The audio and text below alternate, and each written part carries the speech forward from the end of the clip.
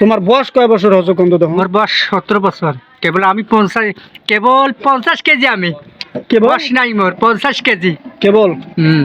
তোমার বয়স কেবল 17 বছর বয়স? হ্যাঁ। হাত না, এটা মিছে কথা, মিছে কথা কইছে, মিছে কথা কইছে। কেবল 17 বছর, না তোমার যে চুল টুল মামু সব পাকি গেছে। ওই পাকি গেছে। তো তোরা যে 17 বছর কইছেন, মোর বয়সই 17 বছর। তাহলে তোমার বাপের বয়স ফির কয় বছর? বাপের বয়স কেবল 18 বছর। বাপের বয়স 18 বছর। আচ্ছা, মায়ের বয়স 16। মায়ের বয়স 16।